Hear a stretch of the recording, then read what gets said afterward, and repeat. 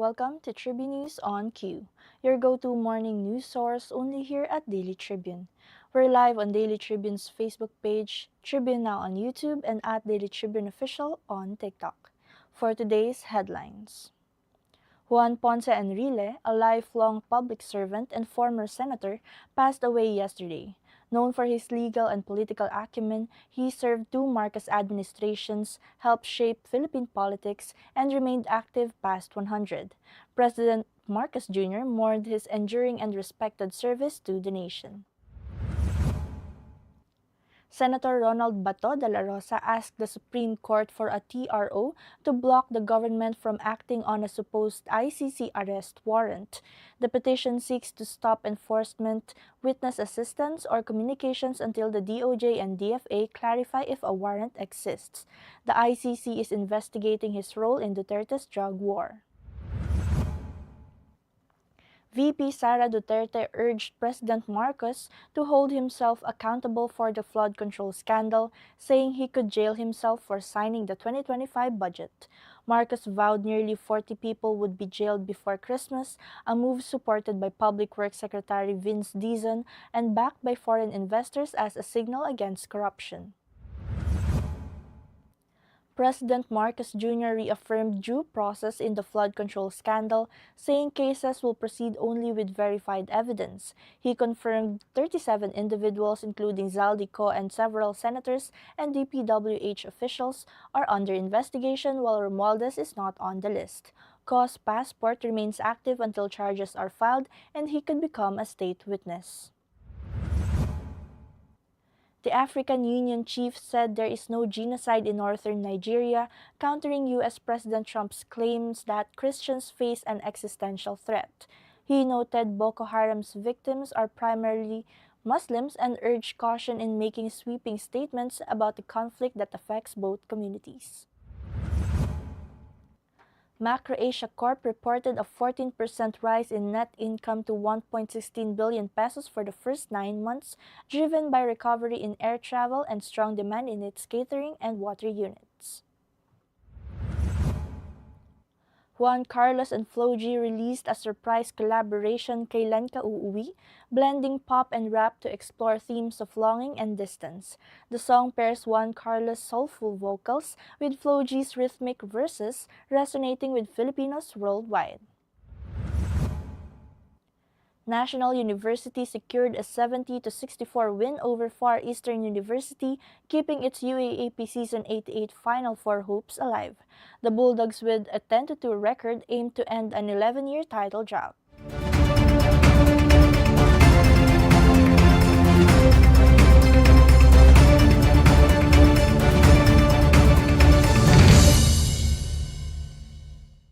Today is the 14th of November 2025, Friday, and I'm Chynna Basillaje bringing you today's top stories. Let's kick things off with today's weather. The Intertropical Convergence Zone is currently affecting Palawan, Visayas, and Mindanao, bringing scattered rain showers, thunderstorms, and possible flash floods in low-lying and flood-prone areas. Residents are advised to remain alert for sudden heavy rainfall and localized flooding. And now for our traffic update. Light traffic at Balintawak Toll Plaza, Mindanao Toll Plaza, Bukawi Toll Plaza, San Fernando northbound and southbound lanes. All other areas of NLEX, SCTEX, and NLEX connector, including toll plazas and interchanges, are reporting light traffic conditions. Motorists are advised to remain alert and observe traffic advisories for a safe and smooth trip. Now let's move on to this morning's headlines. Juan Ponce Enrile, one of the country's most enduring public figures, passed away after a lifetime in government service.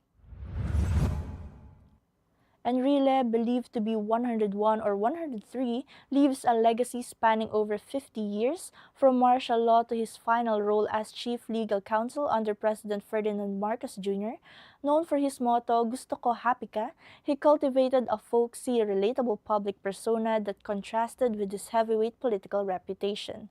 Enrile played key roles in the 1986 revolt, served 4 Senate terms, and was regarded as a political survivor. President Marcos Jr. mourned him as Tito Johnny. Senator Ronald Bato de la Rosa has asked the Supreme Court to issue a TRO to stop the government from enforcing a supposed ICC arrest warrant against him. In his urgent filing, De La Rosa sought to block any government cooperation with the ICC, including serving warrants, assisting witnesses, or transmitting communications. He also asked the DOJ and DFA to disclose within 72 hours whether they received any ICC-related documents. The petition stems from a case he and former President Rodrigo Duterte filed after Duterte's arrest and transfer to The Hague. De La Rosa was PNP chief during the drug war under ICC investigation. Vice President Sara Duterte said President Ferdinand Marcos Jr. should be held accountable for the flood control scandal, arguing he signed the 2025 budget that contained the questioned allocations. Duterte, speaking in Cebu, said Marcos knew about it long ago and suggested that if he wants people jailed before Christmas, he can jail himself. She argued his signature on the budget makes him part of the accountability chain. Marcos meanwhile vowed that nearly 40 individuals linked to the mess will be jailed before the holidays. Foreign investors also urged the government to imprison those responsible to restore confidence.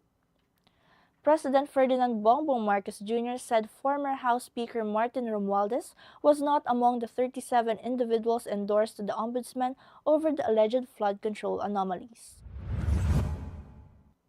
The President presented the first batch of referrals involving lawmakers, former DPWH officials, and private contractors facing possible graft, corruption, and administrative charges. He stressed that cases will only proceed with verified evidence and that no one is immune from investigation. The controversy follows Senate testimonies alleging cash deliveries and claims of witness intimidation. Marcos also said Zaldico's passport remains active since no charges have been filed, though cancellation will follow once required. And the African Union chair said there is no genocide in northern Nigeria, countering U.S. President Donald Trump's claims that Christians face an existential threat from jihadists. Trump had threatened armed intervention, citing large-scale killings of Christians, but AU Commission Chief Muhammad Ali Yusuf stressed that Boko Haram's first victims are Muslims, not Christians. He urged careful consideration before making such statements, highlighting the region's complexity. Nigeria, Africa's most populous nation, has faced jihadist insurgencies since 2009, which have killed over 40,000 people and displaced more than 2 million. Both Christians and Muslims have suffered amid ongoing conflicts in the north. And Macro Asia Corp reported a 14% rise in net income to 1.16 billion pesos for the first 9 months, driven by recovery in air travel and strong demand in its catering and water units. Consolidated revenues climbed 6% to 7.41 billion pesos, supported by higher volumes in airline catering, ground handling, and water services. Aviation-related businesses accounted for 78% of total revenues, with ground handling up 16% and in-flight catering up 8%. Despite higher costs from materials, wages, and operations, the company maintained a 19% gross margin. Total assets rose 21% to 16.18 billion pesos and equity reached 8.59 billion pesos. And Juan Carlos and Flo G released their surprise collaboration, Kailan Ka Uuwi, blending pop and rap with soulful vocals and rhythmic verses. The song explores themes of longing and distance, resonating with Filipinos worldwide. The music video, filmed in Singapore, follows a sci-fi romance where an alien woman crash lands and meets Juan Carlos, showcasing futuristic visuals and iconic cityscapes. Kailan Ka Uuwi is now streaming on all platforms. And National University is closing in on the top 2 as the UAAP Season 88 men's basketball elimination round near its end, holding a 10-2 record. After a 70-64 win over FEU, veteran Jake Figueroa scored 17 points, including a key three-pointer late in the game, extending NU's winning streak to 4. The Bulldogs aim to end an 11-year title drought with upcoming games against UE and UST. Coach Jeff Napa urges focus on emphasizing preparation for the Final Four and maintaining momentum for a strong postseason showing. Now, a quick look at today's horoscope. Today favors determination and steady progress, Capricorn. Keep your composure and remain grounded even if unexpected demands test your patience. In both personal and professional matters, your discipline will serve you well. At work, you may feel pressured by deadlines or colleagues, but staying consistent and focused will highlight your strengths. Trust your long-term vision, your persistence will bring the breakthroughs you've been working toward. And Katribu, did you know that on this day, November 14, 1875, Gregorio Goyo del Pilar, one of the youngest generals of the Philippine Revolution, was born in Bulacan, Bulacan. Known as the Boy General, Goyo rose from humble beginnings to become General Emilio Aguinaldo's trusted right-hand man. His bravery in battles against Spanish forces and leadership at just 23 highlighted the courage and sacrifice of young Filipino revolutionaries fighting for independence. And social media influencer Lenny Aicardo is once again taking TikTok by storm with a jaw-dropping makeup transformation that's leaving netizens amazed.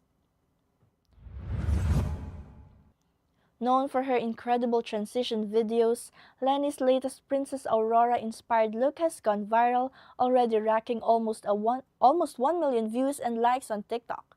Her creative artistry, flawless execution, and confident flair continue to capture the hearts of online viewers, proving once again why she's one of the platform's most admired makeup creators. That's all for now mga katribu. Join us again at 1 p.m. for more updates. I'm Chynna Basillaje and this has been Tribune News on Q.